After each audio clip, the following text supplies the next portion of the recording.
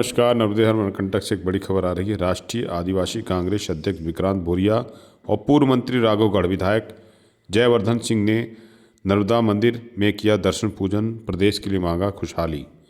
पुष्पराजगढ़ में आयोजित होने वाले विधायक कप खेल प्रतियोगिता के समापन कार्यक्रम में शामिल होने के लिए राष्ट्रीय आदिवासी कांग्रेस अध्यक्ष विक्रांत भूरिया, पूर्व मंत्री राघवगढ़ विधायक जयवर्धन सिंह राजिंग्राम पहुंचे। इस कार्यक्रम से पहले दोनों ही नेताओं ने अमरकंटक पहुंचकर मां नर्मदा माँ के जीवनदायिनी है। अगर मंदिर विशेषकर हम में बात पूजन करें अर्चन हमारे दर्शन कर मां पूरे नर्मदा मध्य से प्रदेश को देश सींचने प्रदेश वाली वासियों के जो माँ समृद्धि है की वो कामना माँ की। नर्मदा है। और हम आदिवासियों का तो बहुत विशेष नाता है, क्योंकि जो हमें चाहे इतिहास में आप देख लीजिए, जितने भी हमारे आदिवासियों का संरक्षण करना है, इस माता के माध्यम से हमारा सबका जीवनदायिनी होने का काम उन्होंने करा है। और आज हम आशीर्वाद लेने के लिए यहाँ पर आए। कहा जाता है कि जब तक माँ नर्मदा की इच्छा नहीं हो तब तक कोई यहाँ पर आता नहीं है। तो आज उनकी इच्छा थी, तो हम सब भाई मिलकर यहाँ पर आए हैं, उनका आशीर्वाद लिया है।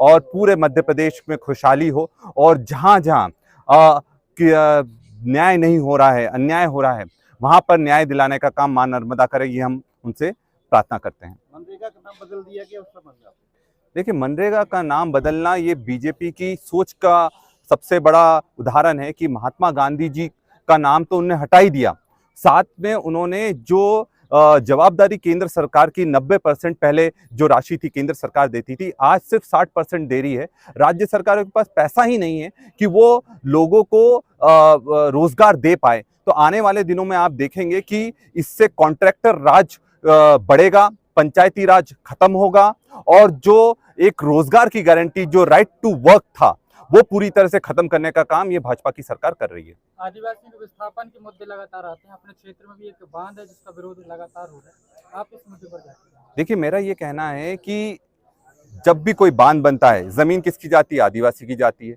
जब भी कोई परियोजना आती है, उसमें जमीन किसकी जाती है? आदिवासी की जाती है।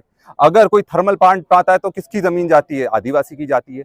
तो इतना ज्यादा जब नुकसान आदिवासियों का होता है और जंगल लगातार काटे जा रहे हैं, आप देखेंगे बड़े बड़े उद्योगपति यहाँ पर भी आ रहे हैं, छत्तीसगढ़ भी जा रहे हैं, हसदेव के जंगलों, सिंगरौली के जंगलों पूरी तरह से खत्म करने का काम भाजपा की सरकार कर रही है। और मैं ये मानता हूं कि आदिवासी जंगल के बिना कुछ नहीं है, इसलिए जंगल बचाना जरूरी है और पर्यावरण को बचाना जरूरी है, और इसलिए इस लड़ाई में हम सबको आगे आना चाहिए।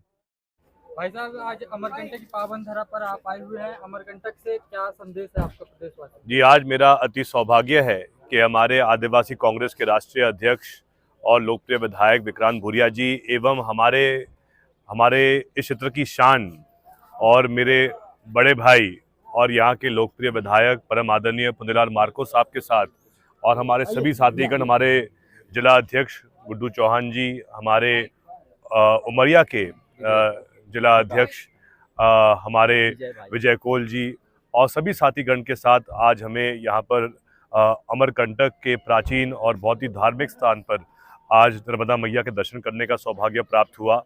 और हम सबके लिए बहुत खुशी की बात इसलिए भी है कि आज हमारे बड़े भाई और यहाँ के लोकप्रिय विधायक पुन्नेलाल मार्को जी के द्वारा जो खेल महोत्सव का समापन किया जा रहा है, उसके लिए विशेषकर विक्रांत भाई और मैं आज यहाँ हाजिर हुए हैं। पुन्नेलाल मार्को जी एक ऐसे जनसेवक हैं, एक ऐसे नेता हैं जो निरंतर जनसेवा में समर्पित रहते हैं। अमरकंटक के लिए, पुष्पराजगढ़ के लिए और पूरे अनूपपुर जिले के लिए और पूरे नर्मदांचल के लिए, पूरे शहडोल संभाग के लिए इनकी आवाज़ लगातार विधानसभा के अंदर और बाहर भी बुलंद रहती है। और आज मुझे बड़ी प्रसन्नता है कि हम तीनों भाइयों को एक साथ यहाँ पर नर्मदा माँ के दर्शन करने का सौभाग्य मिला।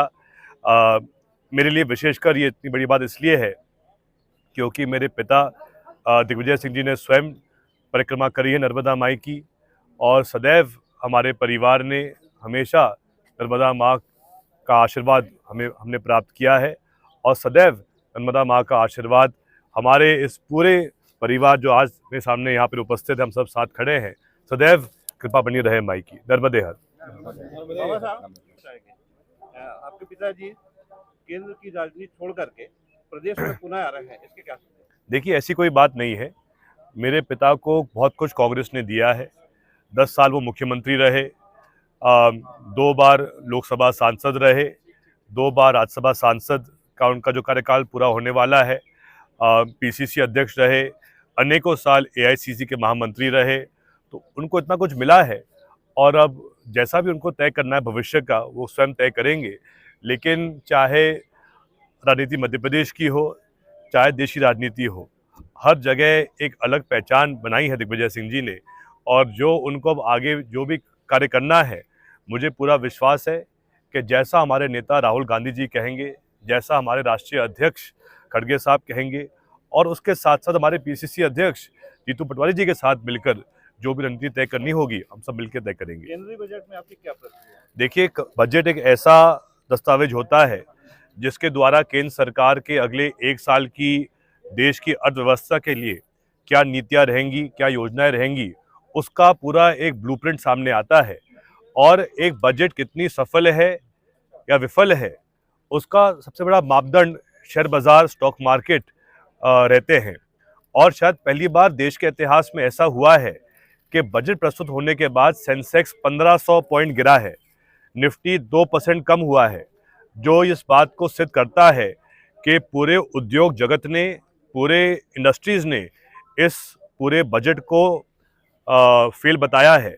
मूल बात यह है कि आज चाहे किसान हो, वो इस बात की उम्मीद कर रहे थे कि शायद इस बजट में किसान के समर्थन मूल्य कोई नियम बनाया जाए, कानून बनाया जाए, उसके बारे में बात की जाएगी। जो महंगाई की मार आम जन पर पड़ रही है उसके बारे में उल्लेख किया जाएगा, या फिर जो लाखों युवा बेरोजगार घूम रहे हैं उनके रोजगार के लिए कुछ विशेष आदेश दिए जाएंगे। ऐसा कुछ भी नहीं हुआ। उल्टा मेरे पास जानकारी मिली है कि लगभग मध्य प्रदेश को जो पैसा मिलता है उसमें 25,000 करोड़ रुपए कम किए गए हैं। कितने अफसोस की बात है कि जब सत्ता में देश प्रदेश दोनों में भाजपा है, फिर भी मध्य प्रदेश को इसमें कम राशि दी जा रही है अगले कुछ सालों के लिए। हम पूर्ण रूप से इस बजट का विरोध करते हैं। अब समय आ गया है कि जिन लोगों ने विरोध किया शंकराचार्य जी महाराज का प्रयागराज में, अब देश की जनता उनका विरोध करेगी और उखाड़ के फेंकेगी नरेंद्र मोदी सरकार को।